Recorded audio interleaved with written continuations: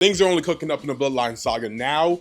The OG Bloodline is back together again. Officially, this whole week was dedicated to Sami Zayn's motivation. Does he actually want to rejoin the Bloodline? And does the Bloodline want to accept Sami Zayn as one of theirs? They have so much history together, it feels like Sami Zayn is almost family at this point. I love the Photoshop picture that's been going around of the Usos and Roman and Sami when they were younger. Sami looks like he worked at Blockbusters for a summer job. Like we didn't get too much on Monday Night Raw besides the fact that Jimmy's saying that Sami is no longer family. Because he kicked Roman in the head and we weren't sure what his motivations were. Did he do it on purpose? Did he not? Those questions really weren't answered, and Jay invited him to come out to SmackDown so all four of them could talk together. And that's exactly what happened. So we got to SmackDown, Roman and Jimmy came out, then Jay would come out, and then Sami would come out. And the biggest story progression that we got this week isn't Sami just rejoining the Bloodline. By the way, he did prove that he was on Team Roman. He did kick Solo in the head again on purpose this time. But the real story progression we got this week was Roman apologizing.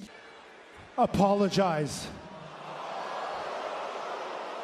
Because this OTC character is still the same tribal chief Roman Reigns, he's just marketed as a good guy now. And you can see the motivation start to change a little bit where he's trying to be a better person, a better tribal chief than he was before. But that does start with apologizing for your wrongdoings. And since he's returned, we haven't seen any sort of apology about anything yet. Jimmy was quick to just rejoin Roman. There was no problems there. And Jay didn't demand an apology. He just said he wants to be an equal. Now, Sami Zayn, he actually said the word, you need to apologize. Roman didn't necessarily apologize. He just said he's sorry that this was a waste of his time and everyone else's time. We can't expect that kind of character to have a full 360 turn of just being this wonderful, nice human being. There's still gonna be some heel tendencies in Roman, and I understand. But is he actually remorseful for his actions, or does he just need backup? Because right now, he keeps getting his ass whooped. He's been looking for his cousins and now Sami to actually do some of the legwork to help him not get his butt whooped every single week. Two other things that happened. Jacob Fatu cut a hilarious promo. To me, feels like the ultimate supervillain sidekick. I love it. And I don't say that as an insult. That's literally what his role is. He's the enforcer for Solo. He is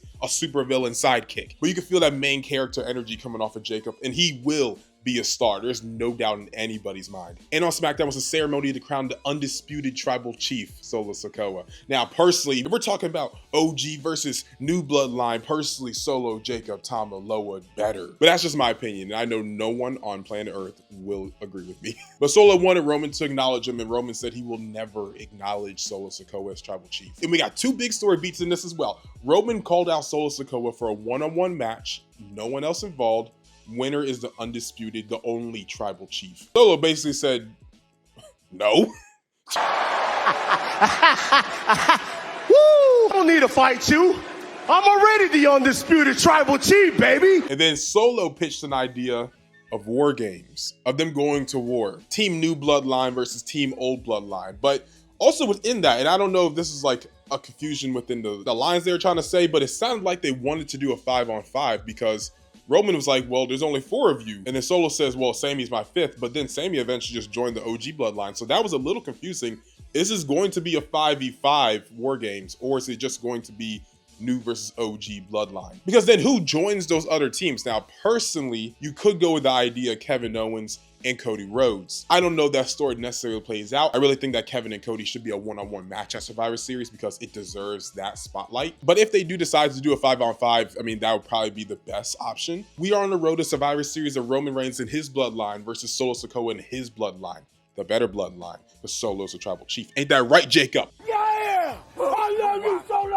Correct. Here's a question I want to pitch you guys, right? Does Roman even need to apologize? I mean, let's actually break it down. I know I'm always Team Solo and I love Solo, but like, does Roman really need to apologize? Yes, he was an awful person, right? But do you realize how big of a star he made every person around him? At one point, all 3 original members of the Bloodline were the highest selling merchandise superstars. Does that happen without Roman putting them on? I mean, does he really need to apologize, or should it be a thank you, but I just didn't like how you did it? Now, yes, they are family, so it makes sense on why they would demand an apology. I mean, he has been awful to them, don't get it twisted. But Jey Uso wouldn't be the Jey Uso that he is if Roman didn't put him on. Jimmy Uso wouldn't be as big of a star as he is currently if Roman didn't put him on and let him walk behind him. Sami Zayn was a star on his own, but also with the inclusion of the Bloodline made him a massive star. That match at Elimination Chamber would have never happened. People thought that Sami was legitimately going to become Universal Champion. That's how serious they took that match. Roman beat that dude on SmackDown in a throwaway match, and then it became the main event of a PLE and probably one of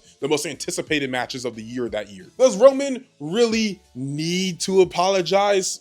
Maybe. Personally, I don't think so. I did tell you guys in the last Bloodline video, I would shout out 3 of you. When we talked about, does Solo Sikoa have what it takes to be the WWE champion? Personally, I say yes, but you guys know I'm the Solo guy. So of course I'm gonna say yes. David agreed with me. He said yes, Solo Sikoa should be the WWE champion. It's just a matter of time. Crown Jewel solidified him in a lot of ways. Doubters have no choice but to acknowledge. David! Yes, sir! Harley said my tribal chief Solo. I love my tribal chief Solo. I love you, Solo. So I'm assuming you're agreeing with me, because when you love your tribal chief, you learn to respect your tribal chief. And hell, at the end of the day, you will acknowledge your tribal chief. I love you, Solo. Elizabeth said, I still don't acknowledge Solo as my tribal chief, but I will acknowledge that he has come a long way since WrestleMania. Oh my gosh, you left a very long comment.